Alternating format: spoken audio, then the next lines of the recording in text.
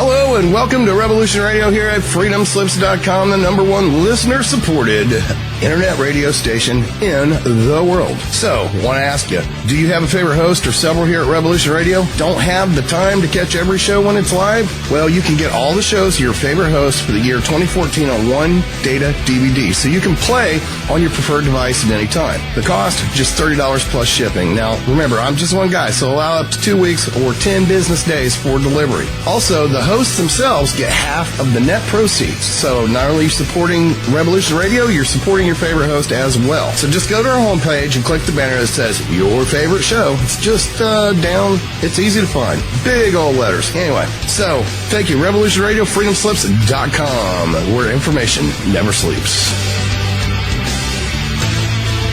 We are taking pre-orders for the 2014 and we'll start shipping after the first of the year.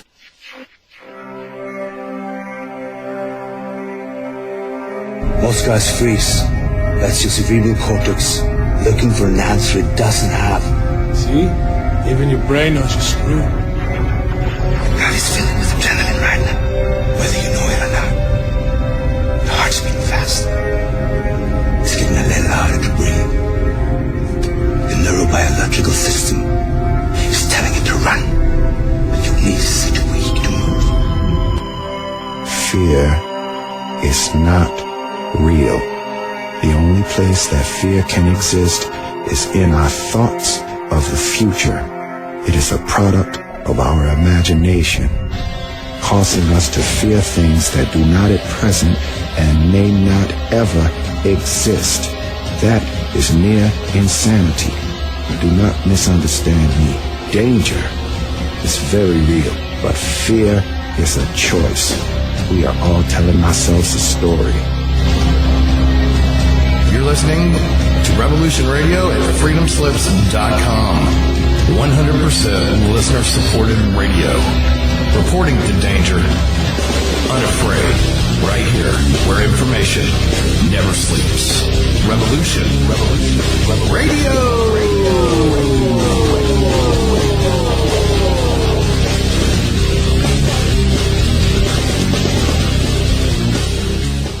Enjoy your extra big-ass fries. You didn't give me no fries. I got an empty box. Would you like another? Extra big-ass fries. I said I didn't get any. Thank you. Your account has been charged.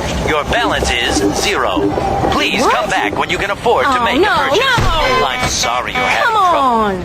My kids are starving.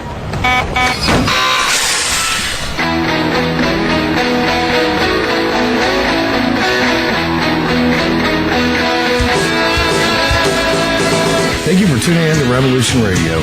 Here at Revolution Radio, we believe in freedom of ideas, freedom of speech, but above all, we believe in freedom of existence through self-reliance. This station is 100% listener-supported, and as a fundraising promotion, I have a kick-ass free gift for a $100 donation. 35,000 seeds. 25 years in the freezer. Long-term storable, 54 different varieties. So if food prices go crazy, the shit hits the fan, or you just want to save tons of money every year by creating your own food like I do, grab our seed pack special.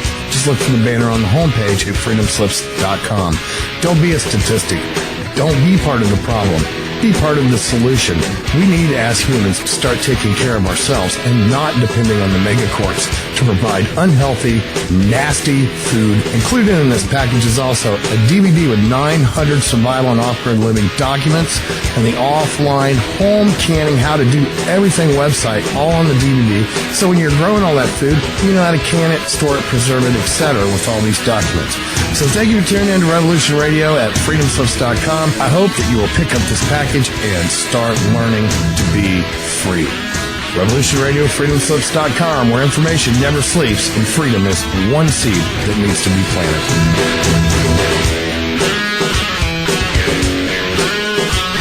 What we do in life, it goes in eternity.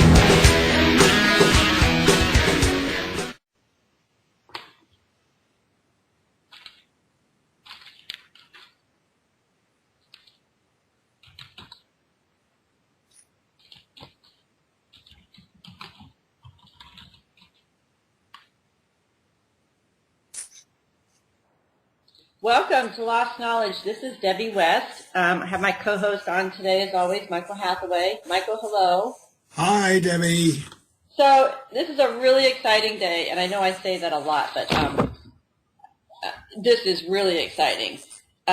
We've been working towards this contact for a long time. We have been reaching out to the fifth dimensional beings from Lemuria and Agartha and welcoming their transmission, and we have finally come across their what I consider to be their representative for Earth right now. We are so excited to have Phillip Elton Collins as our guest today. He is the co-founder of the Angel News Network, and a lot of people are probably familiar with that. He teaches modern-day mystery school type esoteric empowerment tools to humanity. And I'll let him go into the details of that and explain a little bit more about what the different offerings are that's available through the Angel News Network.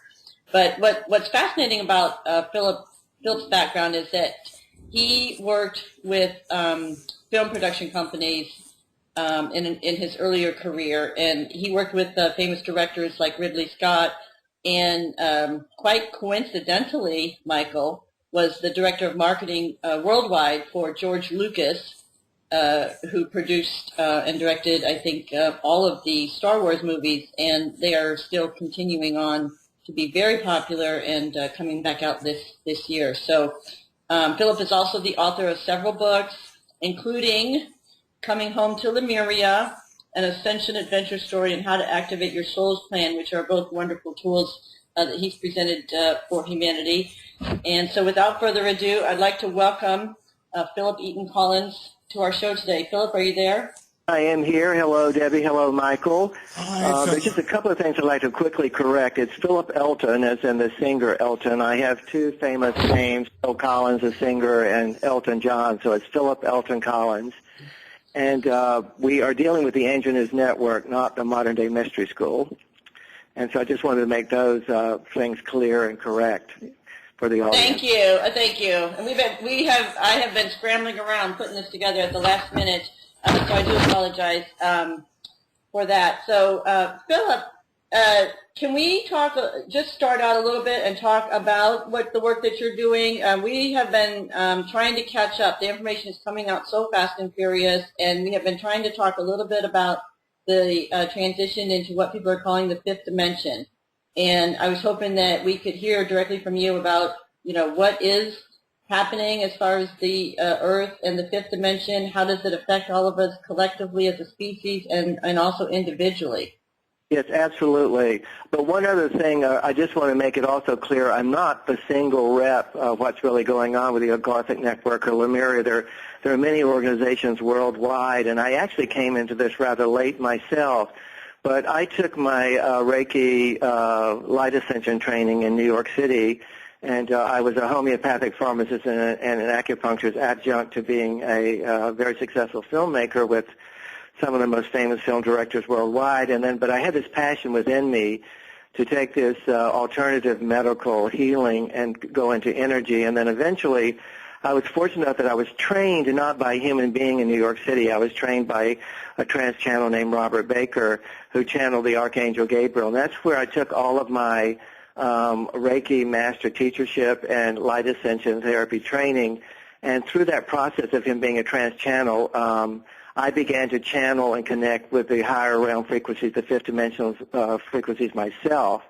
And so that's sort of the history of how it started with me. So the planet has, she's a conscious living being, as we all know, so she's decided to activate her soul plan to return to light. Every planet goes through that process. It returns to light, becomes a star. When you look up into the night sky and you see all those stars, just know they've gone through a planetary evolutionary process, not unlike what we're going through now. So we're in the final 2,000-year epoch of this planet, which goes through 26,000-year cycles and 2,000-year cycles within the 26.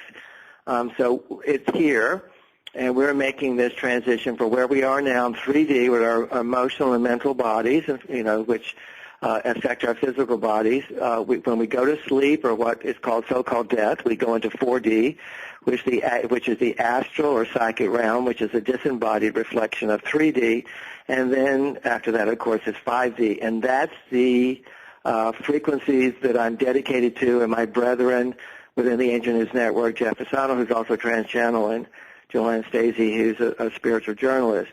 So there's the destiny, there's the mission that we're all involved in. So we're bringing all this information in.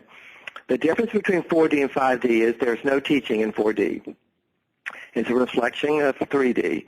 So the 5D, the archangelic, the inner earth, which we're going to talk about today, the star realms, the seed of the planet, the ascended masters, which ones walk the earth. These are all the frequencies that we connect with in the Angel News Network and bring their teachings out in concise ways to humanity. So, and then you also mentioned to me earlier about the cosmic rays and the violet ray. Can you explain how that also? Yeah, through the Ascended Masters and the Archangels, there is a teaching called the Seven Sacred Flames. And I have studied that. I have taught that for years within the schools that I've had. One of them in the past was the Modern Day Mystery School, which is segued into the Angel News Network. Every Thursday night we have, every other Thursday night we have what we call divine discussions, where I go into trance, Jeff Asano in Los Angeles goes into trance, and they give us a teaching, and then we allow the members in the live cast room or on the teleconference line that are all over the world to access these frequencies and ask their questions.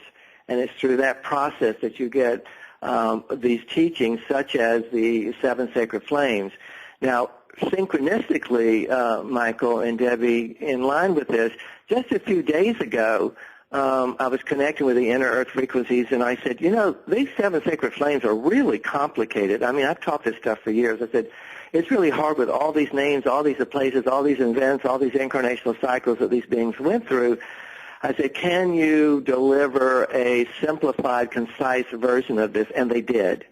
So starting tomorrow night in the Divine Discussions, which starts at 7 East Coast time, 6 your time, and 4 on the West Coast, we're going to start presenting a very simplified version through Adama. For those that are familiar with Adama, he is the father of humanity.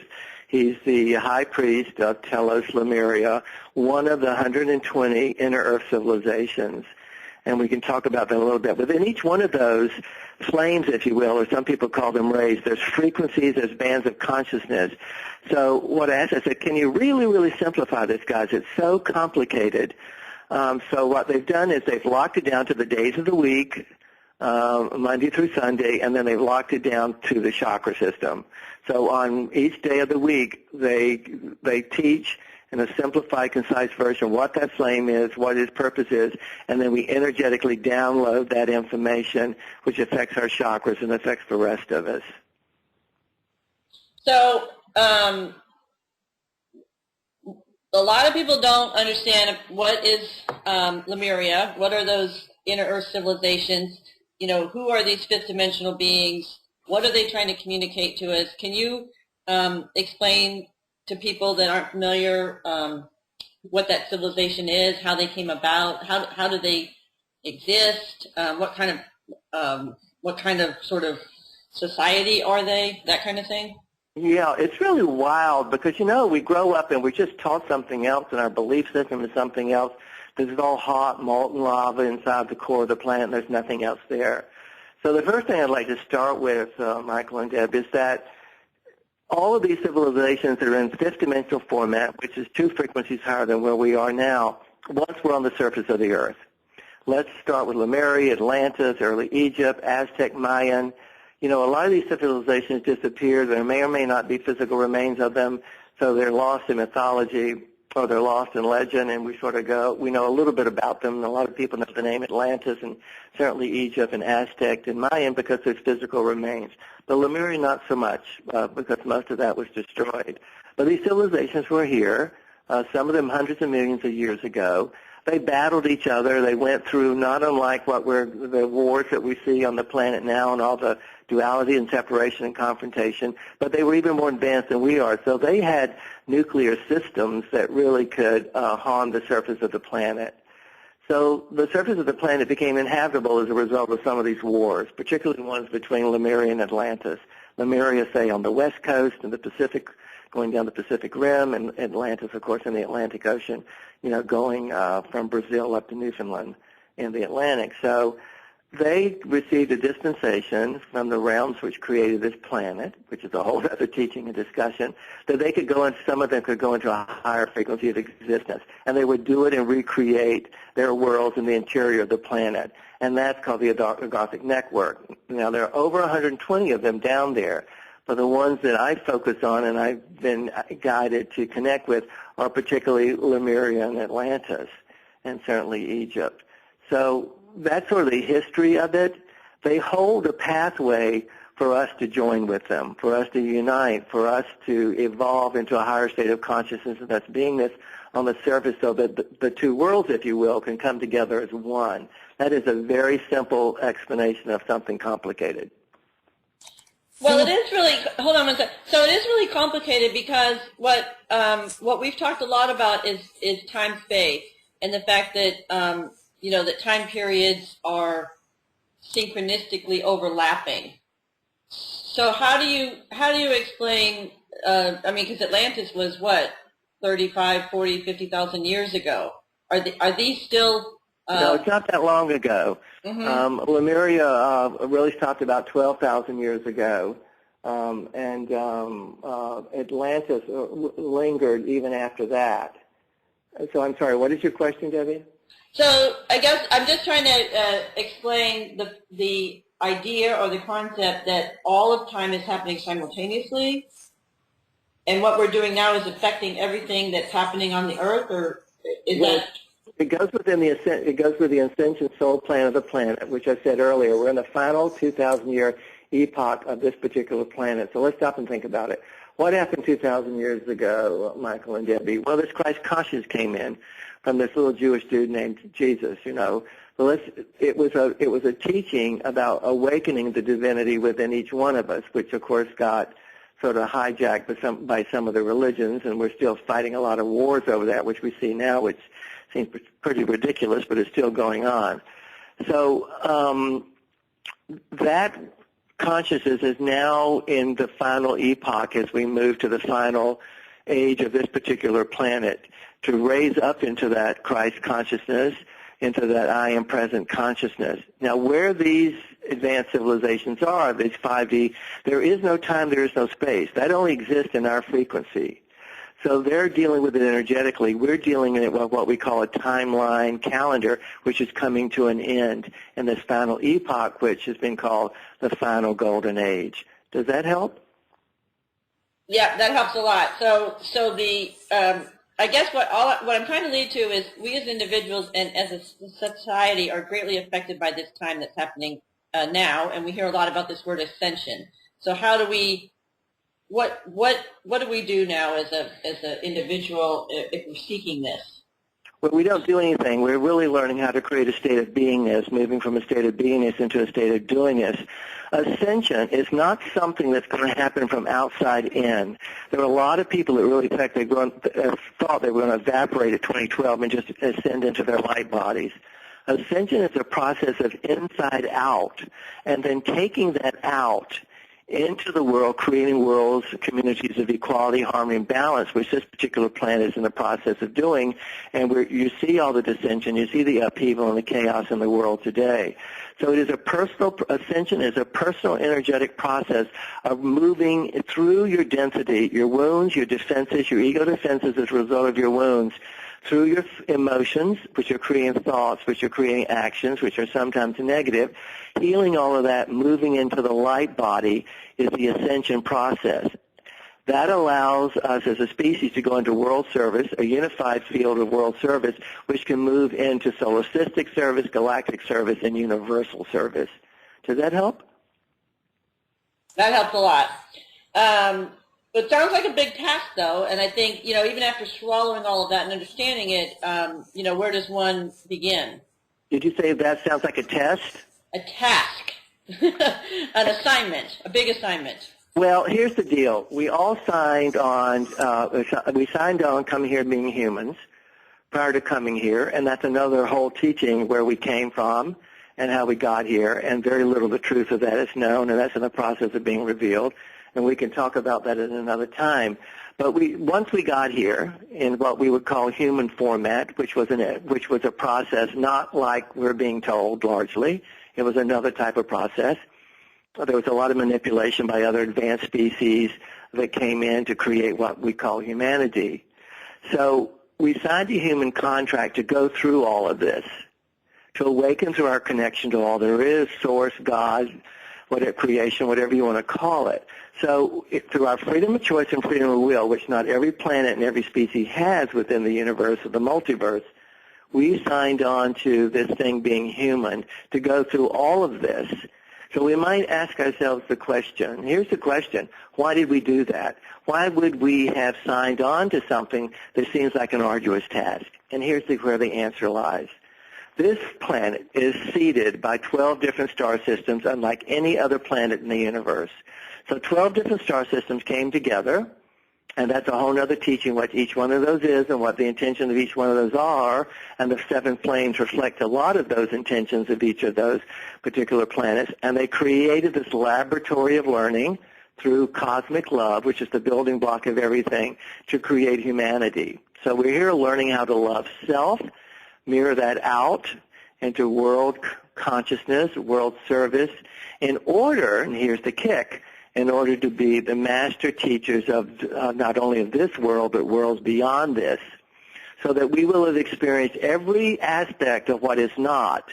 We will learn what is through every aspect of what is not, so that we can go beyond, not only within this planet when it ascends into light, but other solar systems, other galaxies, other aspects of the universe. So that's the mighty assignment that Michael and Debbie and Philip and everyone who's listening to us now signed on to. That's how amazing we are. So you're talking essentially almost like, would you call it a soul journey? That each one of us is on a soul journey? Soul plan, Michael, soul plan activation. In another book, which I think got a little bit confused in the intro with Coming Home to Lemuria, I wrote another book called Activate Your Soul Plan. And I asked all these different frequencies that seeded us, all right, what are the tools for that to take place? And all that's in that book. So the planet has a soul plan. You have a soul plan. Everyone has an individuated, unique soul plan that's going to activate when it's ready to activate. Now, some of us are deciding to do it now through this ascension process in the final 2,000 years. But those who don't want to do that, that's okay, but they'll do it elsewhere. They'll do it off planet. They'll do it in another galaxy on another planet. This is off the cuff a little bit, but are you a lucid dreamer? The dreaming is the astral, psychic realm, and I do not access that at all. I go to the realm beyond that, which is 5D. There is no teaching in the astral. Remember, it's a disembodied reflection. Now, what does exist in the astral is the past, the present, and the future of this frequency. That's why mediumship or psychic ability can predict the future, sometimes depending on the skill and the gift of the medium, very accurately, but there's no teaching there. So my priority and the priority of my colleagues is the frequency above that. Okay, thanks. But it's a great thing about psychic, and I'm not poo-pooing psychic. I used to have a school that taught psychic ability. It lets people know there's something else other than this, and that's not a bad thing. So you're one step beyond what we call the psychic realm. Yes, we have to delineate. You're in 3D now through your emotional, mental, and physical body. Your emotions are creating everything that's going on in your life. Because the emotion creates a thought creates an action, creates a word, and then creates an action. When language was first created, guys, when you said the word, it manifested it. When I said apple, the apple appeared. We actually originally reproduced through our throats, through our voices, through the word. And in a way, we still do because we have an emotion, we have a thought, we have a word, we have an action, and then we have a manifestation. So it's still happening. It's just a longer process. So, Philip, I want to ask you a little bit to describe what it means to become multidimensional. What it means is it's a divine destiny of every human being. It's not me uniquely, because I'm way showing our ability to do that, and thousands like me all over the world are way showing that. We're light workers and way showers. Way showers are light workers who want to take and teach en masse everything that we are receiving. A light worker can be someone who doesn't want to do that. So when you combine being a light worker with a way shower, it means that you're being led to teach that and to bring it out, what you're receiving. So it is our destiny. In fact, you already are, because let's say you're here in 3D when you're conscious. When you go to sleep, which Michael was just asking about, you're in 4D. You're in the psychic astral realm in your dreams. So we're already multidimensional, but then it is our destiny to even go higher than that. And to go intermittently, I'm at a point now where I can go between 3D, 4D, 5D. I make a choice to work within 5D, but it's a conscious choice that I make, and I often bypass 4D because I know my soul plan doesn't reside there. Does that help? It helps, but so when you're multidimensional, can you travel through time? There is no time in multidimensionality. There is no time. There is no distance. There's only now. I wrote a book called The Happiness Handbook of Being Present is the Present, and it really shows you within the phrases within that book what being present in the moment of now feels like through our words. It's a hard thing being human to really let go of the concept of time and distance. But stop and think about it. The past was once now. The future will be now at some moment. So we have time in the 3D frequency to let us know in our physicality that we're here. But once we lose the need for physicality, once we return to the light bodies from whence we came, there's no need for time. There's no need for distance. You can be everywhere through telepathic or teleportation abilities. So do we resume our full spiritual nature? We came from light. We are in the process of returning from light. How and when we do that is an individuated personal process, personal activation soul plan of each and every one of us. Okay. So this, multidimensional is a big buzzword right now for people that are on what they consider the Ascension path, and I think there's so much of new empowerment tools and what used to be called mystery school teaching now seems to be taking on new language. But for those trying to keep up, Phillip has got some amazing information on his website, the Angel News Network, and he did mention the Thursday night discussion group that you're welcome to join, and there is a school that you do online that's in the middle, but will be starting up again at some later point. Isn't that right? Right now, we are doing something from Archangel Michael, a teaching called Life Mastery. Trans-Channel Jeff Fasano, who's part of the Angel News Network, channeled this material, and then Joel Anastasia, who's also one of our colleagues in the network, is an international workshop facilitator, and he's done that for the Fortune 500 all over the world. He's taken all of that and he's edited it and gleaned it down, literally tens of millions of words and tens of thousands of pages of channel transcription material, and put it into the most amazing workshop called Life Mastery. And the workbook, for those who resonate with what's being said here, that workbook, you can get it on through the Angel News Network, and you can do all of it on your own. But what's cool about it is it really becomes even more self-empowering to do it in group. It's why we periodically offer the workshop. So currently, we're in the process of having one, and we're down here in South Florida. Right now I'm in Fort Lauderdale to do it, but it is something you can do on your own. Mm-hmm. And so tell us a little bit about the book, Coming Home to Lemuria, and how that came about and what actually happened there on Mount Shasta. Well, like a lot of people listening to this, I didn't know anything about Adama and not a whole lot about Lemuria, and all of a sudden one day I'm in a thrift shop. It got cold down in South Florida. I was picking up some winter clothes, because all my clothes were in New York City, and all of a sudden this entity came through to me and said, go over to this used book section in this musty little old thrift shop and start looking at for a book. And I thought, well, this is really weird. So I stumbled over there, and so books on Lemuria fell out of the bookshelf. And it sort of caught my attention, and then I started looking at it and reading it. And then eventually this entity, Adama, began connecting directly with me.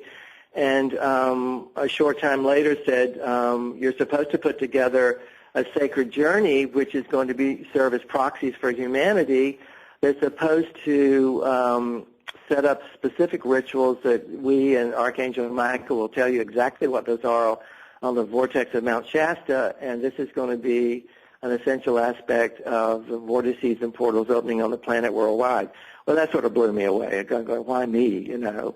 But I just stayed with it and stayed with it and stayed with it, and eventually Archangel Michael via Jeff in Los Angeles got involved, and we started getting specific directions and actually put the first journey together. And we did it, and we were given specific rituals and specific locations on the planet to activate Lemurian gateways and certain vortices on the mountain. And at the end of all of that, I walked away sort of stunned, sort of trying to integrate and assimilate, well, what's all this about? And Donna came through and said, you know, now we want you to write this down for posterity and for humanity so that when people read the book, they will become proxies themselves. And at that point, I got it. I said, okay, I get it. And I'm a filmmaker, so working with some of the most talented film directors worldwide. So I wrote it like a screenplay. I wrote it like a narrative. I wrote, you know, that's why I call it an adventure story, because it is. It tells what we're feeling on and off the mountain, and it was a group of people that have their wounds and defenses like all of us. But when we got on the mountain, we were being divinely guided and going into trance and connecting with these higher realms that were allowing us to be proxies for humanity. And this book takes you step by step by step of exactly what my experience was, because it's a personal story. And that's why, you know, we said in our intro, this is a story. Jim Cameron, who did the Avatar movies, was one of our staff directors when I was at Lucasfilms. And this story is even more amazing than Avatar, because it's not happening in some galaxy on some planet somewhere else. This is happening right here in the core of this planet. So it's a matter of humanity being ready for this these amazing civilizations in the core of the planet. And this is just one little story of what my experience was with other people, and me going into Lemuria, having experience of going there in my light body and what that was experience about, and just sharing that with everyone, sharing all the rituals, sharing all the exercises, everything we had to do. So for those who resonate with it, they can go through it themselves and become a proxy just like us. So when you went to Lemuria, can you describe it? What did it look like? Well, in certain ways, it is a reflection of what's on the surface. You know, they've created a sun, they've created skies, they've created lakes and waters and rivers, they've created mountains, but it's of a very higher elevation and frequency. So you're very aware of that. There's an entirely different state of consciousness. You really realize that everyone, when you interact with these beings, you realize there's a oneness capacity. They're telepathic, and you become telepathic, and so you know exactly what each other are feeling and thinking. So there's no deceit, there's no untruth. There's just clarity what's going on. There's complete control of your reality. You're able through telepathic ability and the manipulation of energy to create your homes. There's no need for money. There's no need for government as we know it, because the civilizations that are a unified oneness consciousness. So you see it as sort of like a perfected, elevated version of what's on the surface of the planet. And the structures are made of crystal largely. One of the things that was really amazing, they took me to a library which was the recreation of the Great Library of Alexandria, which I think a lot of people know was intentionally destroyed. And when you go into there, everything is formatted in crystal format. So they sit you in front of a crystal library and say, I can remember I wanted to pull out something on the American Civil War. So I pulled out this thing. I just held it in my hand. And in what seemed like a split second, I experienced every battle and the million people who died during that war. And then what came through that was, war doesn't work. And that's just an example of the wisdom, the applied knowledge which becomes wisdom that the libraries are there to teach and to remind us of. And so you feel their love for us on the surface, that they're holding a pathway, a level of consciousness, tools like the 7 sacred flames and many, many others, but those specifically, since we're talking and teaching, those are present, pathways to join them, because we can't bring our density, our separation, our confrontation, our killing one another still as an acceptable form of behavior into that frequency. It just isn't allowed. That's why you can largely only travel there in your light body. Now, there are people that have actually gone there. There are tunnels, there are pathways, and certain hidden locations on the planet, and people have actually had their experience of being taken there. That was not mine. I traveled there through my light body. And what message? Hold on, one Michael. I'll let you get in 1 second. I'll clue you in. What message were the Lemurians giving to you specifically about joining, about coming up through the surface to show humanity the way? Were they transmitting this information to you? Yes, me and many others. There are many, many teachings all over the world, and Lemurian societies all over the world that understand the not just Lemuria, but other civilizations that were once on the surface that are now in a higher frequency have evolved, and they're showing the path through their teachings and tools that humanity still needs to go through to really join them in a unified world effort, so that it will be as above, so below as above. And so we've all heard that. That's what that means. And we worked with that when we were doing these rituals on Mount Shasta. A lot of that was bringing the frequencies of the inner earth to the surface and breaking the frequencies, say, from the archangelic realm to the surface of the earth, and having all those join and be unified. When's the film coming out? Well, we've adapted Coming Home to Lemuria to a stage play. I am a filmmaker, but I really want to get the script. Writing a book and a screenplay are two different animals, as most people know. And then a stage play is a different animal from a screenplay, of course, and my expertise is in digital technology. And there will have to be a lot of that in this. So it'll be a high-budget film. I mean, right now I'm thinking we need about $20 million to do this. So that would mean going to New Zealand or India to make it affordable. Those are locations that are set up for this digital technology. But I want to do the play, get the characterizations of the people who served as proxies, who all these people are still alive, they're still on the surface of the planet, get that interaction worked out, finalize the screenplay, and then go into that filmmaking process, to answer your question. Yeah. Have you ever read The Lost Loves of Atlantis by Taylor Caldwell? Yes. Yeah, that was an interesting channeled book early on from her. Yeah, and what is really interesting to know is the relationship of Atlantis, which is largely assertive masculine energy, and Lemuria is the receptive feminine. What caused their separations, what caused them to battle one another, how they did get intermarried. Many of us are descendants of Lemurian and Atlantean parents. A mother may have been one, and a father may have been the other. So we all have aspects of that in our DNA. And at some future time, we can probably talk about how that has transcended and created what we call humanity today. I would think that the play, perhaps the film, would be a great way to get it more to the masses of people that are waiting for this information. Bingo, Michael. You're exactly on it. That's why I've written poetry. I have a book called Sacred Poetry, Mystical Messages to Change Everything. I've written narrative adventure stories. I've done books that are teaching.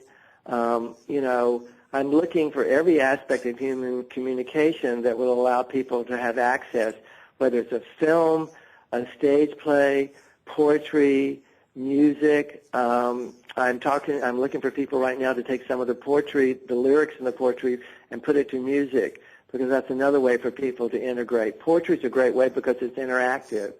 And you're spot on, Michael. Just how can we, as we get this information, how can we put it in an accessible format for humanity? That's it. You open the door, and then hopefully the people will grasp it and go with it. And let's talk about how they do that. They do that through two vehicles, which are our internal gyro system. The first one is resonance, and resonance is the emoted feeling from your heart. The second component of that is discernment, is how you think about it from your mental body. So when we put resonance and discernment together, that's when you make a choice whether you're going to apply this or seek it further in your life. And I say to everyone, hold on to those tools. Make sure that you're resonating and discerning with whatever you're hearing. If you're not, step aside from it, including anything I'm saying right now. If you don't resonate with it, if you don't discern with it, then you're not supposed to. It's not supposed to be in your life. But if you do, continue the journey. Philip, I have to talk to you we have you just for a short time today, but I want to introduce another subject because a lot of times on this show we talk about extraterrestrials, we talk about UFOs, we talk about people that have had claimed abduction experiences. And I want to, and we also haven't spent a lot of time, but I do talk to people from the angelic realm occasionally, and I know that that's where you resonate from. Can you describe and sort of differentiate from, angels to aliens to Pleiadians, civilizations, Anunnaki? These are all terms that I've used, and I just want to get your take on, briefly on, how we can understand all these different cosmic energies. So they're all entirely different frequencies of existence. Okay, so let's make sure we go through one. Let's start. Do you want to start with angelic? Sure. The angelic are they are the frequencies that are in service to humanity from creation. They have never been human. The ascended masters have been human, and through their chosen ascension process have moved into their light bodies and become ascended masters in 5D and beyond.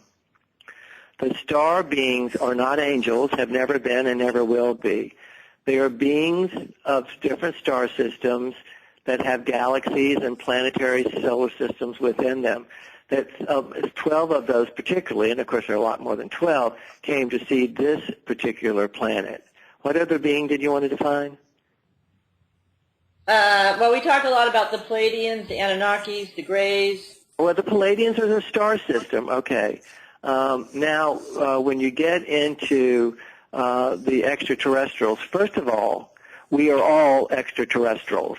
Okay, we all came from somewhere else, from other star systems, and it's a whole other conversation, but we all have been affected by advanced civilizations and manipulation of our DNA into becoming who we are now. Extraterrestrials are not any of the beings that we have talked about. They are beings from other civilizations, obviously more advanced than we are because they can travel here from other solar systems, from other galaxies. It doesn't mean they have completed their ascension process because they're more advanced technically. Some of them have a positive motivation to be here. Some of them not so much. So that's a brief description of the extraterrestrials, and there are many of them that have been identified throughout our history, recently, particularly the last 500 years, that come here for various reasons, who meet with presidents, who attempt to talk to spiritual leaders, and they can't interfere with our freedom of choice and freedom of will, but some of them have attempted to support humanity's process. Some of them have attempted to manipulate it.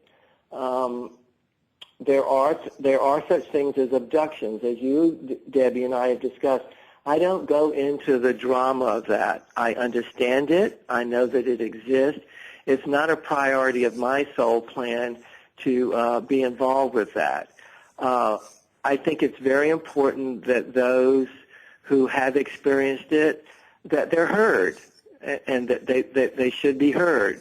It's just not the priority of what I have chosen and been chosen to bring into this frequency at this time. Does that help? It does. And one of the biggest things that we talk about on this network, Revolution Radio, is completely supported through our audience. It's a we have no commercials, and we have been talking a lot about what's happening on Earth during this troubling time, this turbulent time. Are there dark forces in control of the planet? Do we need to, break the shackles free of those forces? And kind of what's going on there? Yes, and yes. There are hidden forces on this particular planet that have been controlling it for millennia. Because of our technology and the communication and the transportation that we have now, and breaking through to some of our control media, there is a way for people who resonate with it and discern with it and as part of their soul plan to really know the truth of this. There are a very small percentage of the population that control the majority of the finances and natural resources on the planet. I think the world is really beginning to figure this out. As we have such large numbers, 98, 99% of the population who often goes without, and because of the transportation, the communication we have, we can see this like we've never seen it before, so I think we know something's up. Now, having said that, I don't resonate with the drama of it. Some, the Illuminati or the Cabal, but that doesn't mean it isn't there. It all has to do with individual fragments within individuated soul plans and what people's purpose is in being here. I honor everyone, okay? I just go into it sort of a new normal, sort of a natural way of saying these things are happening. Do we need to know the truth in a world where there is very little truth and most of truth is hidden from us? You betcha. And that's a lot of the tools that I'm bringing in there. I think through this process of the self-empowering the individual through love, they will wake up and begin to look at the world and realize these things are here and we can make another choice. I think it is time for us all to come together, whether you're into the alien information or the Illuminati information or the hidden forces on the planet or the realms that I'm specializing in, and coming together and really working in brother and sisterhood. I think it's really important not to have any judgment or shaming or blaming in all of these things that's taking place. It's all divinely, it's in divine order, all of it, I believe. What's the core of the universe? What is the core of the universe? Yes. What is it all based on? The core of the universe are what natural science has called black holes. So when you go into, we are on the edge of this particular galaxy called the Milky Way, and billions and trillions of miles away from us, there's a black hole in this. If you went into that, you shape-shift and go into another dimension. They're just ways of traveling to other points of creation, getting to the other side of it, entering into another galaxy, which would be called universal wisdom. And then if you went into the black hole of that, you go into multidimensional, and it goes on and on and on, Michael. The core of anything is the pathway, is the portal of entering it in order to go into infinity. Is it based on love or something, or what is there? Yeah, it's based on cosmic love, which is the human love is just a reflection and a mirror of that, but it's an energy and a force. And it's sort of hard sometimes to really realize, with all the shit that's going on in the world today, that's really who we are. And this is called the love-aversity. It's the word that I've been given. The love-aversity is the planet of Earth. We're learning to master the love self in order to love the other and one another, in order to have that ratchet out, in order to be gifted the empowerment of that energy called love. And that's what the Ascended Masters have done, has once been human. They can manifest anything through energy, through love. You cannot enter those higher realms if there's any intention to do harm. Maybe that's why when Star Wars came out, the Force really meant something to me. It resonated. I was in the, I didn't know at the time, but I was in the world premiere of Star Wars when it opened. I can remember sitting in the Ziegfeld Theater in Manhattan, and tears are just streaming down my eyes, and I sort of realized, forgive me, George, for saying this, I think George channeled all this. I think Star Wars he worked very closely with Joseph Campbell, who was the mythology guy, and I think all this stuff came through this young filmmaker, 18, 19 years old, and he got all this stuff down, and he chose to present it in his own wisdom as fictional science. But when I saw it, and now I know I'm connecting with terminology and with worlds that exist in Star Wars, so I know it's true. Amen. Don't you feel it, Michael? Oh, I did at that moment, and I was wrestling with trying to figure that out. And as I say, the Force, it just made sense. Yeah, these things are here, and he came up with terminology and came up with worlds. And then when I was working with George, and I was thinking to myself, here I am in this extraordinary studio, and we were teaching digital technology to the world. We were telling these incredible stories. And I'm thinking, why am I here? And then later I went, oh, my God, now I'm going to actually be connecting with those worlds and talking to them directly like Lemuria. And one day we're going to do a film, and it's going to be bigger than Avatar because it's going to be a true story, not a science fiction story. Michael, I'm just waiting for humanity to wake up and accept the truth, a true story. You're a big part of that truth, that's for sure. Well, I think you guys are, too. I mean, when Debbie and I connected and you and everything, I think we're all part of a process of bringing this stuff out there. Yes, we are. And it's amazing how those paths go and connect. That's the thing, the mysteries that, from Star Wars to here and all the points, it is pretty amazing. Well, this sacred journey that we did in Mount Shasta, let's just go back there for a second. We went there, we opened these portals, these vortices, which are now ratcheting out all throughout the planet now. I'm really beginning to understand it even more and more so that we can connect. I mean, what were the chances of Debbie and I connecting? I mean, that was one of those frequencies, those networks coming together. And like the first time we talked, it was sort of like this grand reunion, It's sort of like, this feels very, very ancient. This feels like, okay, we're supposed to do this. And here we are doing a show together. And who knows, we may do other shows together. You're supposed to come to New Hampshire, too.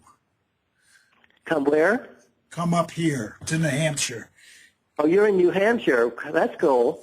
And we're on a very sacred mountain. Yeah, there's a lot going on up there right now. You're having a lot of seismographic activity around that area as a result of this information that's emanating from some of these central vortices. Yeah, we have 150 acres here right on the basis in the White Mountains, and there's formations on the land. There's really, I'm very serious, there's some very ancient connections here. He lives on a pyramid. It's a crystalline structure, and there's portals there. It's been a long time since they've been, hitting the sunlight. But well, what we do is, I can go into them and channel them. One cool thing that happened was the big museum down here is called the Museum of Art. And it's owned by Nova Southeast University. So it's a museum owned by a university. So you've got education and culture linked together. And a colleague of mine who was in my school said, the music's going to cut us out. I'm sorry. We take a break at the top of the hour. Okay. Phil, you're welcome to stay on for a few more minutes. But I know you've got to teach, so we can let you go. But we got to take a break. This is Lost Knowledge. We'll be back for the second hour today on an exciting discussion of the fifth dimension.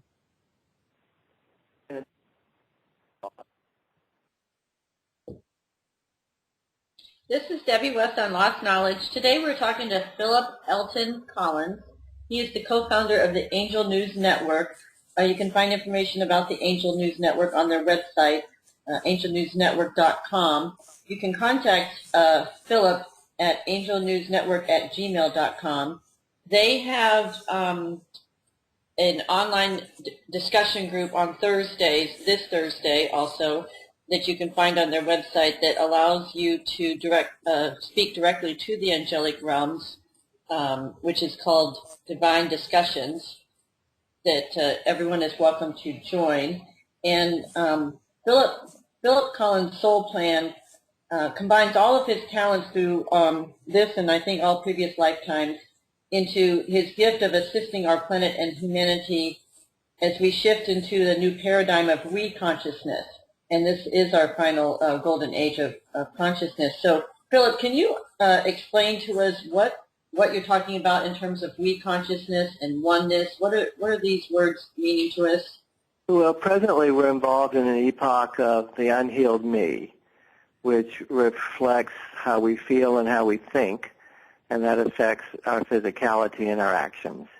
So we're moving from the unhealed me into the healed we, the we being a unified field of oneness. And that requires creating communities of equality, harmony, and balance. So it's moving from the me to the we. And these are archangelic teachings of Michael and Gabriel and Raphael and Uriel. And of course, there are many other angels, but I'm talking about the four archangelic forces that really have this particular planet as their responsibility. So that's where we're at, and we can see a lot of me going on right now in the world, but it really reflects this wounded little boy or this wounded little girl who's ever in power. You know, you look at some of the world leaders that we have now with our communication the way it is, we can see they're almost caricatures of what I'm talking about, whether it's countries, like North Korea or Iraq or there's just a lot of unhealed me behavior out there. So we're advancing as a species and being given the tools from these higher realms, be it archangelic or otherwise, to assist in moving through this epoch of the unhealed me. Does that help? It does. And as we start to examine this opportunity to create this society of oneness, I'm guessing that we need to unite the planet as Earthlings. Does that make any sense?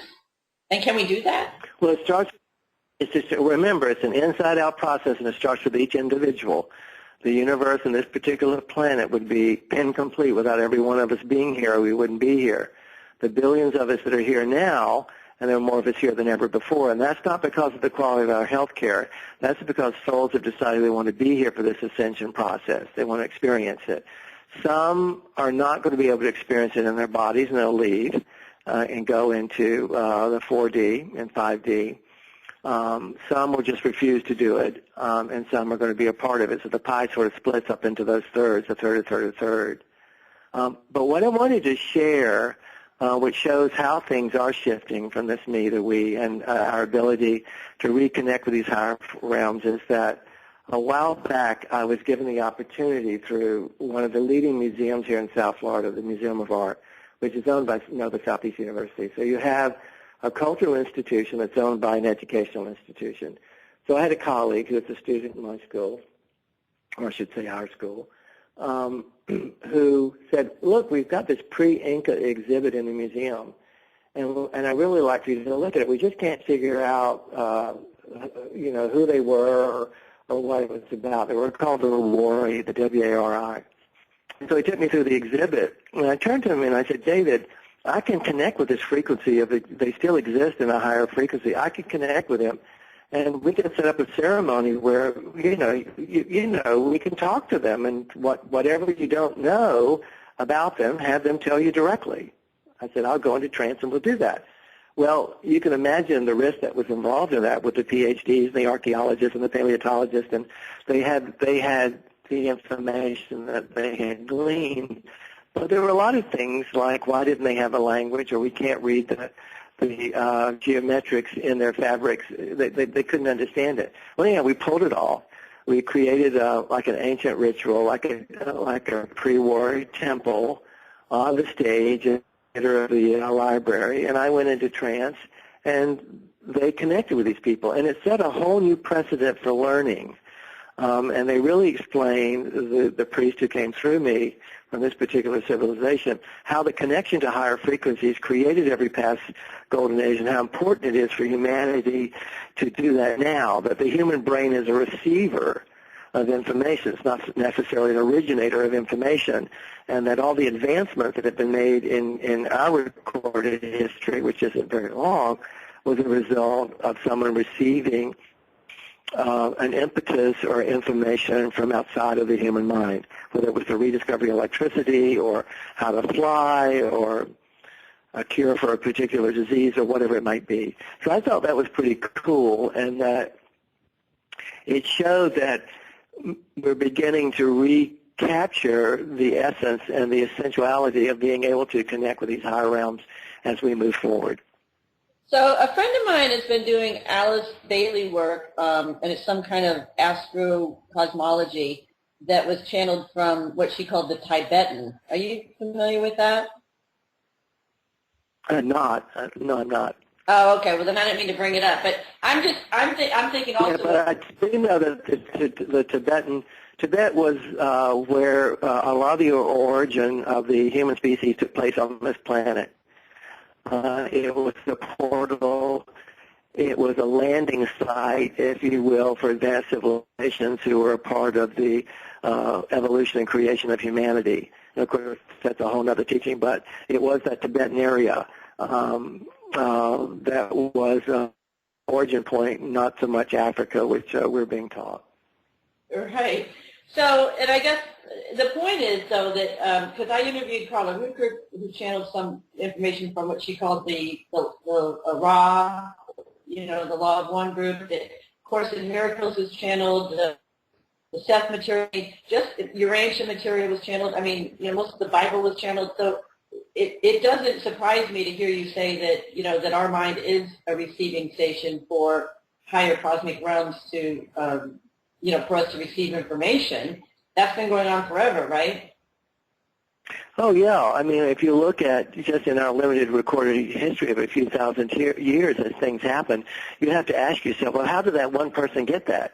How did Einstein come up with what he come? Well, how is Hawkins, the physicist today, how is he coming up with this stuff? Here he is paralyzed in a wheelchair and can't move. He can just blink his eye. I mean, how is that happening? And the process of the how is really being revealed to us again, which the way that we can accept this and understand this is we have to realize that there's something beyond the human mind, and that there are forces here to maintain and sustain that we originated from, that are here to support us through this path that we chose to be human, to go through this, to be these master teachers of this planet and beyond, and really understand the macro-micro relationship of it all.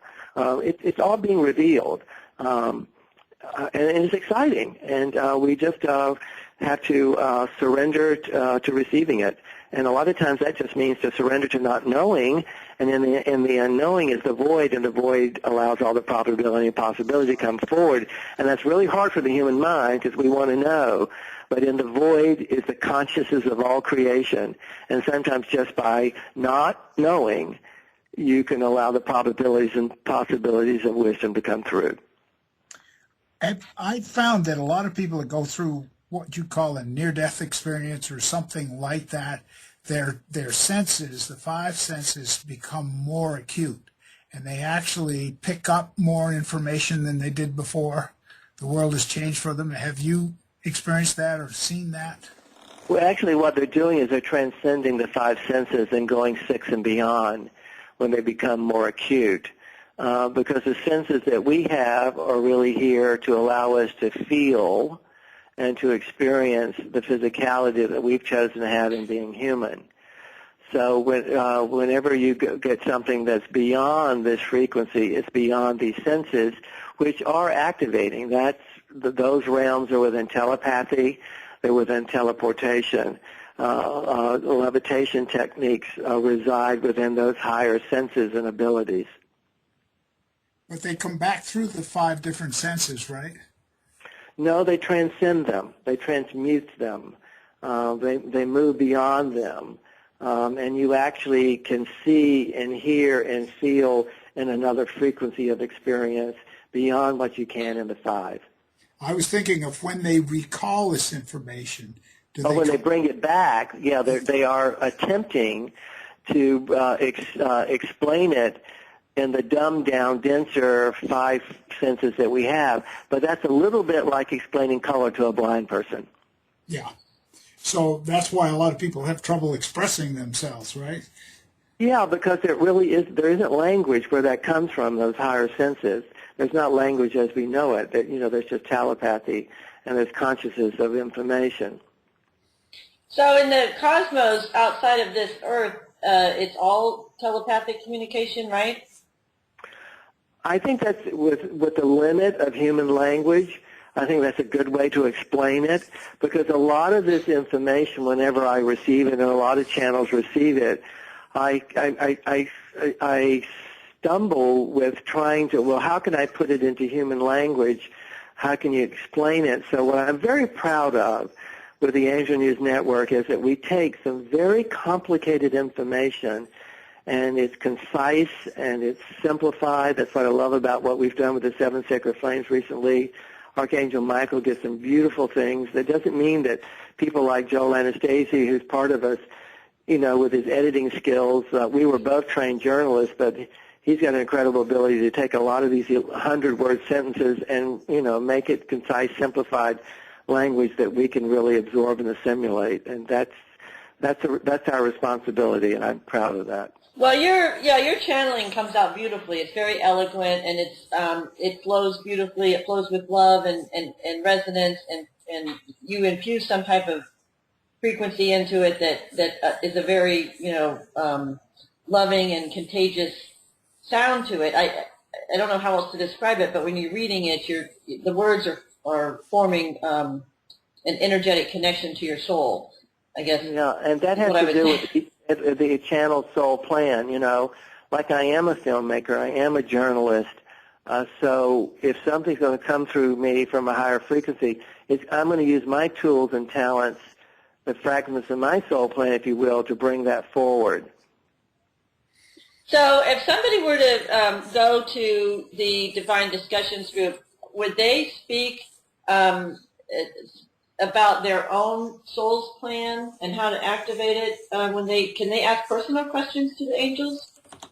Yeah, I mean, like this tomorrow night, I'm going to be channeling Adama. Wait, Thursday night, not tomorrow, right? Tomorrow's Wednesday. Tomorrow at 7 East Coast time. Not tomorrow, but tomorrow, Thursday. Correct. Okay. And then there's a teleconference number for people that want to go into the website and figure that out. I can give it if you want me to. No, that's okay, because they can find it on the Angel News Network. There's a page there for Divine Discussions, and it's all spelled out there. But my question was, can they ask personal questions about themselves? They can ask anything they wish, because the answer is going to have the answer will be universal for all of humanity, no matter what they ask. So whatever they're led to ask, they should ask. And in the beginning, you were saying that you channel Adama, and he gives out some piece of information, or what's the purpose of that? I have an opening statement, whether it's an archangel, or it's the inner civilization, or it's a star realm, or it's an ascended master.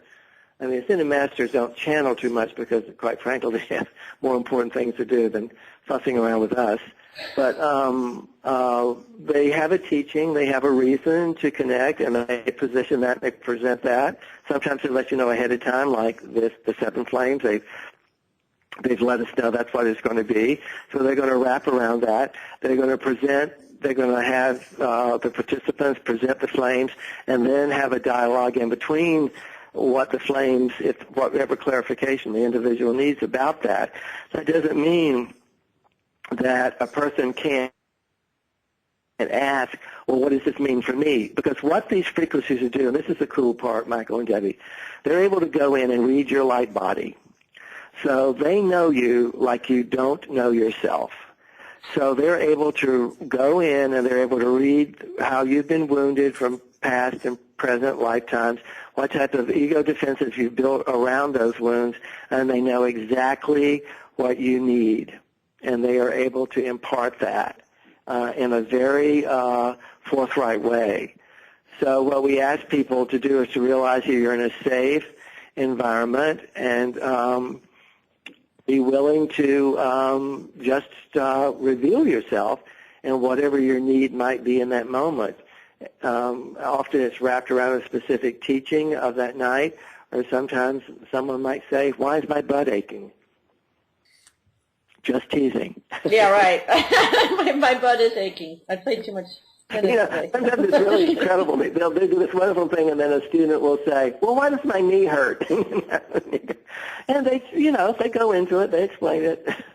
Well, so, and I'm sorry, but can you just explain also what does it mean to be a light ascension therapist? And if somebody is resonating on the call here and wants to contact you for personal coaching or personal work on themselves and channeling individually, is that also available? It is available, and I'll tell you who, Jeff Asano, who channels Archangel Michael and other entities. Michael's really, really good at this, and sometimes I will suggest to people, well, I think just why don't you have a session with Michael? Or I have had a private practice for years where I do that. Right now, the priority in my life is to teach, and if I can affect and bring some wisdom to multiple groups of people instead of one at a time, that's a better use of my energy. But I know that Jeff is still doing a lot of private sessions with Michael, so anyone who resonates with what's being said here should feel free to contact us and express what it is that you're needing, and we will respond to you in a forthright way. What do you think Edgar Casey, what dimension did he operate in? Do you think density? You broke up. Say that again. What density do you think Edgar Casey operated in? Edgar was connecting with the Akashic record, and from that he could pull out the light body and the soul plan of an individual, is what Edgar was doing. And he was a trance channel, of course. So he, as a result of that, would be able to diagnose and to prescribe, if it was a physical situation, what was needed. Now remember, it's how we feel and think that creates the physicality that imbalances the energetic flow within the body, the physical body. This is a missing wisdom in Western medicine. So we're trying to assist the integration of developing comprehensive medicine that not only applies, the standard modalities of healing, but also involves the energetic flow of energy in our bodies, what those pathways were, and what causes it to flow or not flow, and that's our emotions and thoughts. And that's the missing thing. Gabriel, Archangel Gabriel, and this is in one of my books, Activate Your Soul Plan. There's a wonderful channeling in there about exactly what all this is and how it takes place. Joel Anastasia, who's with us, wrote a book called The Second Coming, Archangel Gabriel Proclaims a New Age. It's also in that book, and that's a masterpiece because Gabriel is like the database of information, particularly with healing, with physical healing. So this is so amazing, isn't it? I mean, did you have experiences as a young boy with angelic realms? My father's grandmother in rural Alabama was a healer. And before the automobile, people will walk days to get to her. And I can remember meeting her as a young 3 or 4-year-old child. She was bedridden by that time, and she was in her 90s. And I can remember standing next to her bedside and just being so connected to her. And she would look at me, and she would sort of telepathically say to me, "You are me." And I really didn't know what that meant. And I went out into the world, went into New York City, lived in Midtown Manhattan for 45 years, did all this training, had all these things happen, the whole Lucas experience. And I kept going back to childhood of how this all happened. And it just seems normal. I call it the new normal of everything that's taking place now. It's just been an evolutionary path. I have a good friend, Jane Berman, who was in New York in the advertising field at about that time and was involved in Ninja Turtles and so forth. And she is quite an amazing person. Hers comes to her in dreams at night, and she got a lot of information and ideas. Yeah, just releasing ourselves from our mental body is a wonderful thing to be able to be. I have one more question. It's something that sometimes people run into. We all experience an awakening or an opening at different points in our lives and start to talk about things that we never maybe mentioned before, whether it is angels or UFOs or cosmic cultures or, expanded universes of thought or psychic connections, paranormal experiences. And those around us have a very tough time with that. Often they even can shun you or have a problem understanding that maybe thinking that you have had a mental break. Have you had any experiences with that, and how do you coach people through it? Because that has been a real stumbling block for some people as they go through the awakening process. It all starts with a loving relationship with self. If you have a strong, founded, and have gone through a personal process, which I have done through my training, going through life, Reiki mastership, into light ascension therapy training, and that was a 5-year process of training and therapy for myself, which infused me being able to accept and honor my path and what I've chosen to be at this time. I have evolved long beyond caring what people think of me or what I have to say. I fearlessly stand in front of hospitals, medical schools, educational institutions, and religious institutions and speak the truth coming through me fearlessly. Some people accept it. Some people think it's whatever they think it is. And I'm long beyond caring about that. I honor where they are, but I set my boundary and relationship to it quite firmly. Do you have any background in neurolinguistics? And say that again. I'm sorry, you're breaking up. In neurolinguistics, NLP. Well, I know what that is, and I'm able to go into what activates the nervous system. What we are in the process of, how I respond to you, is we are in the process of retraining our nervous system not to need the activation and the stimulation of addictions and some of the negative patterns and habits and rituals that we have that stimulates the system in a negative way.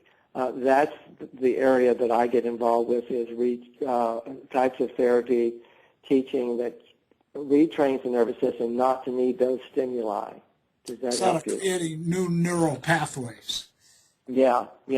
But the important thing is to know what is stimulating it and why, and what the human being has been doing with a pattern or a habit or a ritual in order to do that. We all get into some negative comfort zones that we know is not good for us, but it stimulates us, and we stay with it. And that gets into the whole area of addiction, which is a whole other teaching, of course. Oh, Philip, I lied. I have another question. One of your channelings that I read was from Anna, the grandmother of Jesus, and I had happened to have just read her book, that book anyway, about her life.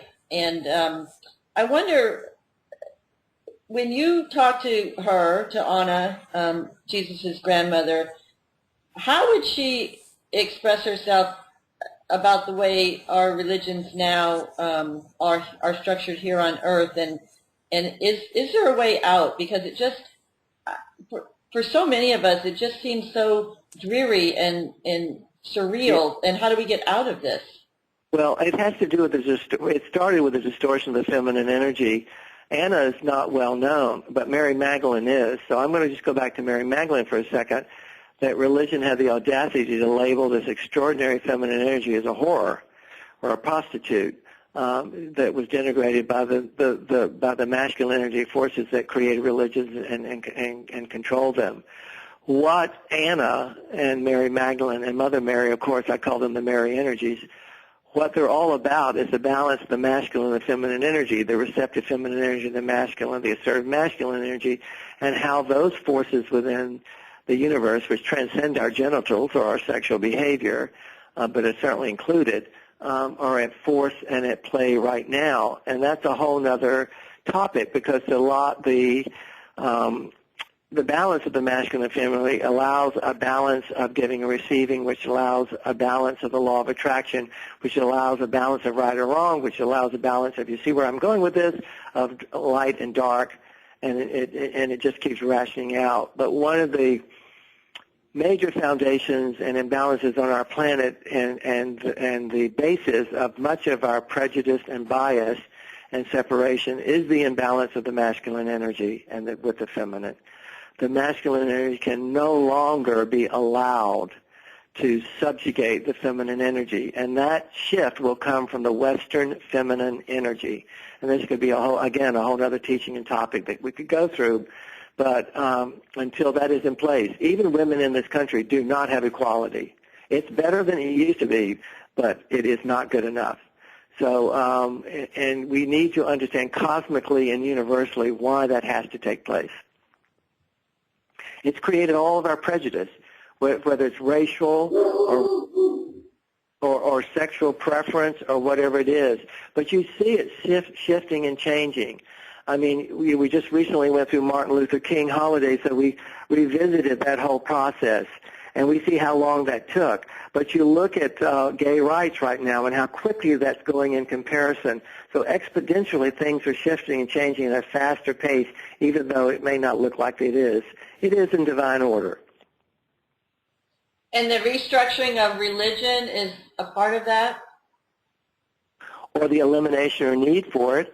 When you get into true spiritual wisdom, you find that the what we might call the leaders or the heads of these organizations are so advanced with their own personal growth and expansion, there is no need for what we call religion. Religion largely, and I'm not saying that religion hasn't done a lot of good. It has, and it continues to do so. But it has been manipulated and distorted. And you look at what's happening with Islam, which is being hijacked by these terrorists. You look at what the Catholics have done with the Inquisition and the inequality of women. I mean, it goes on and on and on and on, and Judaism as well. And I mean, it's just endless how religion has befailed humanity. I remember this quote from Archangel Gabriel when Joel was putting together the Second Coming. He said, "Dear one, what I don't even remember who the current pope was at the time." He says, "Dear one," Joel asked, what do they know about religion or God?" And Gabriel's response was, "Dear one, they know absolutely nothing about God." I thought that was pretty startling. And I don't mean to offend people who are religious. But we do need to clean house with a lot of the things that's going on there. And this is the equality of the feminine energy. I mean, how dare religion tell a woman she can't be a priest? How dare religion tell someone they can't marry someone they love? I mean, please, come on. That is not godly. And I have another question then. What about Lemuria and the Agarthian civilizations? How do they deal with the topic of, God and religion? They're directly connected to it is how they deal with it. They communicate with it directly on a daily basis through the sacred flames, through their rituals, through their temples, through their ceremonies. They have a direct connection, and they're in service to all of it, and they're holding that service in place until we can join them. So who is Christ? Who is Jesus Christ, or who is Christ? Who is the representative on earth, Jesus Christ? He was a little Jewish boy who incarnated the Christ consciousness, one of many beings on this planet. This happened many, many times. And the Christ consciousness is bringing in the love of self and one another. The foundation of the Christ consciousness is to love one another through loving self. I don't see a whole lot of that taking place on our planet yet. So he was incarnated with that consciousness, this particular being. There had been previous human beings on this planet. It reflected itself certainly in Egyptian times, certainly in Atlantean times, certainly in Lemurian times. There's Christ consciousness. Now, there won't be a coming of another Jesus Christ. The second coming is the waking of the Christ consciousness within you and me. So you call Christ a different In other words, the term Christ and Jesus Christ, you would separate that, right? To the Christ consciousness? Consciousness and Jesus Christ. Well, Jesus of Nazareth incarnated the Christ consciousness energy into himself and became the teacher that humanity killed and crucified, yes. Okay, good. I apologize, but I have to go. We've kept you way longer than you said you could come, and it's because we just can't stop asking you questions, Philip. It's been so exciting to have you as our guest today. We hope you'll come back, and we can do many other shows together with follow-ups to this information. And again, for those interested, please go to angelnewsnetwork.com, gather up some information about the work that Phillip Elton Collins is doing, and the Divine Discussions workshop is available on the website. You can do it on Thursday, every other Thursday. This Thursday is available, so you can contact them on the website. Thank you so much, Philip. Follow your resonance and discernment, everyone, and everything that's been today. Follow your resonance and discernment. Thank you. Thank you. So that was really fun, and we were really happy to be able to talk to him as long as we were. I am going to add right now a very close friend of mine, Lisa Manning, who's been on standby. Lisa, are you there? Hold on one second. We're going to bring Lisa Manning on and see if we can get her to talk to us a little bit about the work she's doing. Lisa? Okay. Hold on one second. Let me see if I can get Lisa on. Are you there, Michael? I am there. I'll just yak while you're getting her on for a minute. There was so much that Philip said that rang a resonance with me, starting right back to the Star Wars. And it's interesting how paths flow in life. When people, the listeners or whatever, go back and think about their own life and perhaps how they've been guided to find this cosmic connection, which was inside of them already. It is really, to me, that's part of the fascinating education that we have as a human here, meaning we're totally connected with many different things, but it's there. So, it's very interesting how it rolls from there. And I believe, Deb, that she's on. Lisa, can you hear us? She is, and she is on in pictures too. Hi. Can you hear us there, Lisa? I can't hear you. Can you turn your sound up? I can see her, so I know. Yeah, we can see her, but we don't have sound. Yeah. No, her mouth is moving, but we can't hear her. Can you turn your volume up, please? Oh, no. Live shows are so much. Let's see if we can get her volume on. I don't know what. Well, it's worth watching her smile for those of you that you have such a beautiful smile, Lisa. It's wonderful. And if this, maybe you're supposed to be doing this telepathically. So. For some reason, we cannot hear you. I don't know if you're muted or your volume isn't turned up or what. So play with that for a minute. And Michael, what we were going to talk to Lisa about and explore a little bit is the work of Alice Bailey. I mentioned it briefly to Philip during the call. And what we're trying to do is some meditation on the cosmology of the moon. And one of the things that Lisa was sharing with me earlier today was that the light meditation that was presented to Alice Bailey and the teachings that she brought forth were being studied by our President Roosevelt's wife, Eleanor, who did a weekly radio broadcast. And she was actually transmitting this particular meditation that Lisa's doing today on her radio show.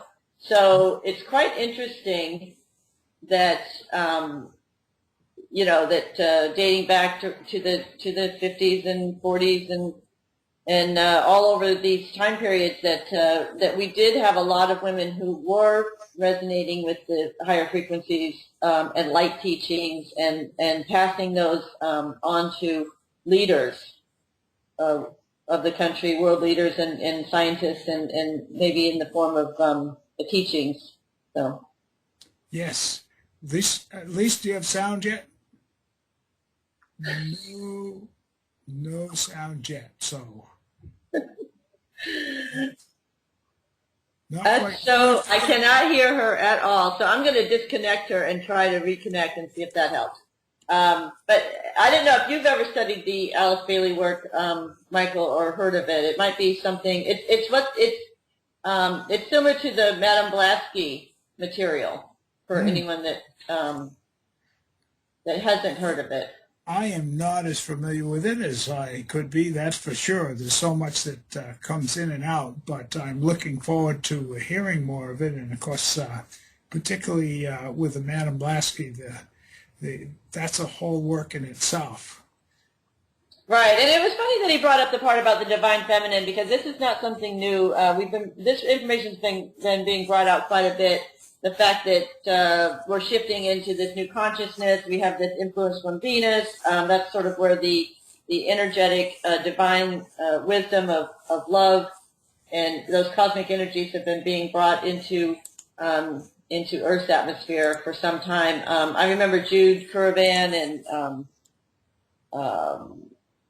a couple of the other earlier shows that we had on, a couple of the other ladies talking about that in some depth. Yeah, yes, you're right. It's just all coming and working together, isn't it? This whole progression. Yeah. Well, it doesn't look like I'm going to have any luck getting Lisa on the call today. Lisa, can you hear? I hear you. Oh, hey. Great. Okay, so Lisa Manning is here, and Lisa, I wanted to give you a chance to explain to us about the work that you're doing with Alice Bailey and the meditation tonight. Okay, sure. Yeah, the esoteric astrology. Where are you guys at? Just jump in and kind of let you know what we're doing. Yep. Just tell us a little bit about the meditation and what it means. Okay. Well, sure. This evening we're celebrating the new moon. So with Alice Bailey's work, we follow the new moon and the full moon cycle as a way to tap into the energies that are present each month and focus on that, use that as a focus of meditation. The esoteric astrology is different from astrology of the personality. This would be energies and influences that are present for all of us on the planet. And I kind of love the new moon and the full moon cycle. When we're doing it, the new moon to the full moon is a time of quiet introspection, receiving intuitive hits. We're in the cycle of Aquarius. Right now we're entering, this evening, actually at 7 this morning was the new moon. And that's when you really go into a very consistent period of meditating. Aquarius is water of life, am I poured forth for thirsty men. So this cycle is all about us tapping into our ability to serve humankind, what that means to us, what resources are available to us. And Alice Bailey's work is all about doing it in group. You know, those of us that are servers of mankind, how can we support each other in that? How can we make our efforts resonate in the highest way possible? Everything, when the full moon comes, you celebrate what you've received and you figure out how to bring that out into the 3D world. So how can I create this reality now that I have an understanding of it? How can I actually experience it? So that we're starting our new moon this evening. That's going to kick off our cycle of meditation and receiving. And what does this have to do with the sacred flames? The sacred flames? Mm-hmm. Our guest earlier talked a little bit about that, about 7 sacred flames. We're talking about the 7 rays of energy. Mm-hmm. Right. If you go into Alice Bailey's work, it really could be a study, a lifetime study, like so many things that are out there. Her work with the Tibetan, if you just go through your chakra system, each one's aligned with a certain cosmic principle. We're going to embody it in our own self, in our personality in different ways. But if you take it down to the energy of the cosmos, of the universe, each ray is aligned with a certain principle, sacred wisdom, organization, harmony through chaos. So those teachings, if you want to go into that, this, it doesn't necessarily particularly have to do with the 7 rays. You can take this study as far as you want. Right now, what we're doing with our group is a little bit more superficial, is just following the general ebb and flow of the energy for each month cycle. And I know that I attended your work that we did in A Course in Miracles. Can you, for people that are really not familiar with that, can you explain what that is, what those teachings are? Course in Miracles? Oh, sure. Yeah, that really goes down to breaking through the illusion, understanding that when you do incorporate, you're in this reality, everything is a creation, an illusion, and a lot of us get stuck with fear, resistance, conflict. So Course in Miracles is all about knowing that that's there, knowing that that's present, and simply being your purest divine self, recognizing that in others, as opposed to engaging always in a battle of conflict. You have something I need. Course in Miracles is you have everything you need when you give everything you have, understanding those basic principles, the flow of energy. Lisa, you have a very special energy. It really radiates out of you. How did you get started in this? I would say intensely. Probably all my life I've been very, very interested in mystical studies. I was Catholic, so I involved in the lives of the saints until I lived in Mexico for a while, and I started studying a little bit more indigenous shamanistic teachings, and that just opened the world up to me. So I started reading and studying and reading and studying. Started Course in Miracles back then too, did some sweat lodge therapy stuff, and then my profession sort of went that direction. I'm a body worker and learned energy work and craniosacral work. So it just enmeshed and blended in, healed relationships, so it kind of became a lifestyle more than a study. So Debbie and I, we've shared a lot about that through our friendship. And it's, transformative.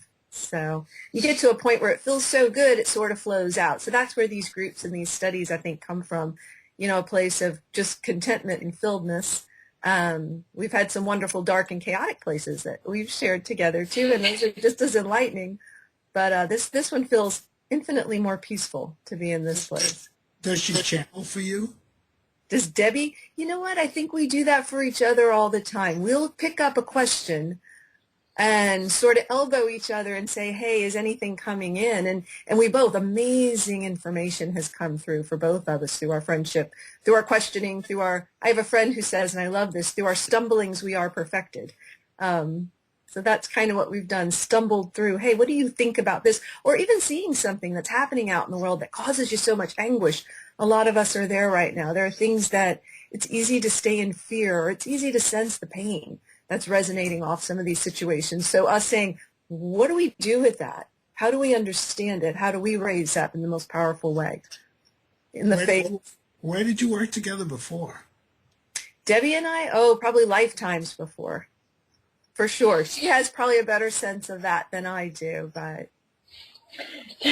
So, Lisa, one thing that we do a lot, and Michael is very knowledgeable about this, is you do a lot of dream interpretations.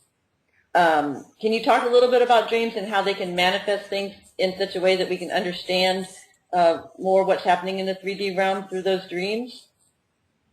I do, for me, and I don't know about for everyone, that's always been my little window into higher realms has been through dream work as a kid. And there was a time where it became so powerful, but in a destructive way. I didn't feel like I had any control over it. Lots of nightmares, lots of processing were going on. And a lot of that came a little bit through the shamanistic work about lucid dreaming. Do you lucid dream? I do purposefully when I catch myself, and then I'll forget and I'll go off again. But when I get, just recently I shared with Debbie, I'm being chased by alligator over and over again. Boy, it's just coming. So if I stop and I really call on some help and call for those images to become more of a teaching tool, I'll wake up in the dream and it'll shift. It opens up a lot of things. I guess, is that what you're asking, Debbie? Am I? Yeah. Have you ever done lucid dreaming trances? Yes, because there came a point, especially when I was doing some real intense meditation or even in work, where the two started to just sort of cross over. So when I get to, it gets easier and easier to be in a lucid trance state, if that's what you're saying, and let those images kind of meld and morph and engage with them. Yeah, that's gotten easier lately. That's not something I was able to do before. If I get too bogged down in a problem, and like anyone else, if I slip in fear or resistance with it, I lose that ability again too. So I always have to channel it back, grab myself a little bit and put the blinders on and get back to it. And does that fit with manifestation? Oh, absolutely. Usually for me though, Michael, I have to say with manifestation, the lucid dreaming, the visual into that usually is more for me a course reset. If I get a little bit off track, manifestation seems to happen perfectly when I'm just where I need to be and doing what I need to do. It doesn't take a lot of effort. So a lot of the dreaming and the insight that I get is usually what pulls me back a little bit when I slip off the path, if that makes sense. Near-death experiences?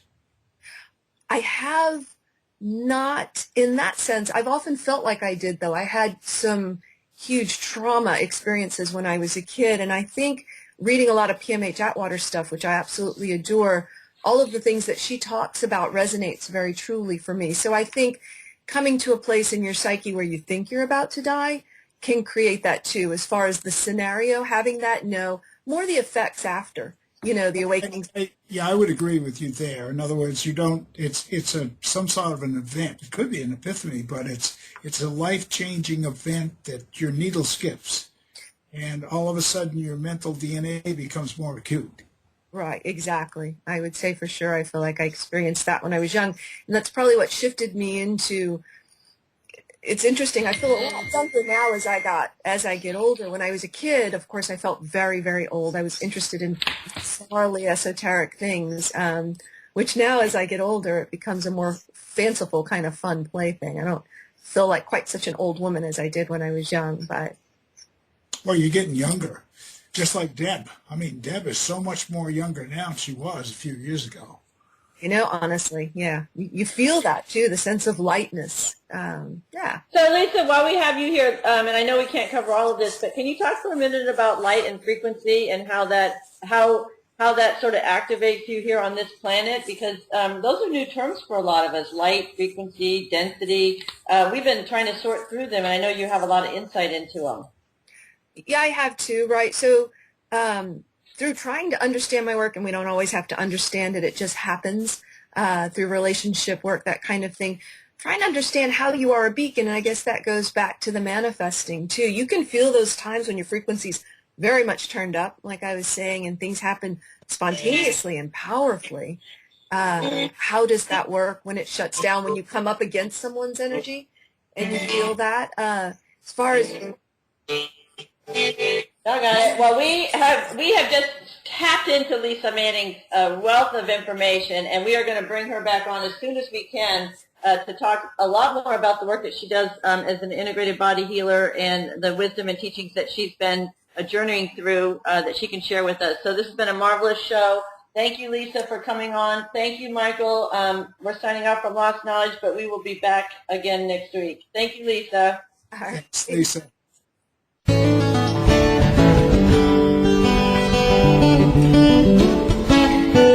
Listen to Revolution Radio at freedomslips.com. We'll be right back after this message.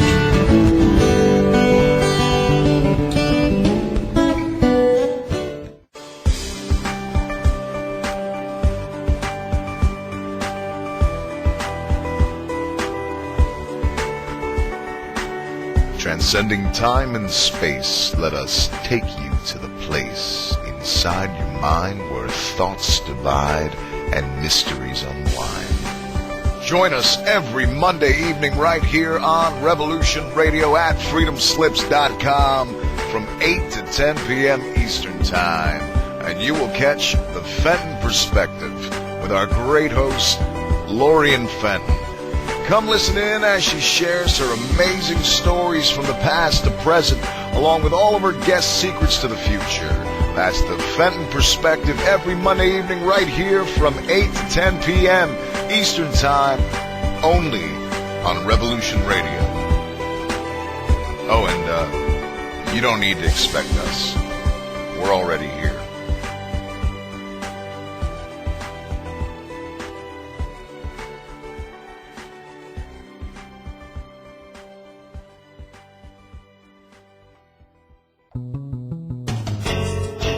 Hi everybody, it's me, the Fetch, host of Inside the Eye Live. Before the Sunday mainstream media political pundit talk shows, there is Inside the Eye Live, where we break down some of the weekly mainstream media talking points before the talking points even get aired. Add in some entertaining stories, weather, cats, intriguing and informative guests, and you get one of the most listened to Saturday morning streaming media political talk shows going today.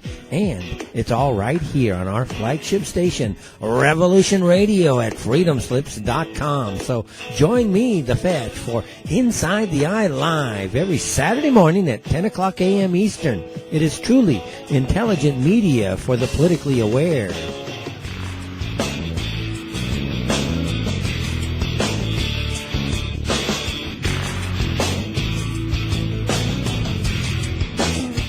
There is no denying the world is awakening. We see it in the global uprisings and demonstrations of the people around the planet and the new way of thinking and living that is arising naturally within each one of us and our communities. I have been a major player in this global shift and movement for over 20 years and have helped tens of thousands of people around the world change their lives and find their voice in order to help create the paradigm change we so desperately need. Join me here at Revolution Radio on the Just Bernard Show every Tuesday at noon Eastern Time for 2 hours of powerful interviews and discussion with some of the most influential visionaries of consciousness, alternative media, and suppressed knowledge. We promise to reveal the real matrix and empower your human experience.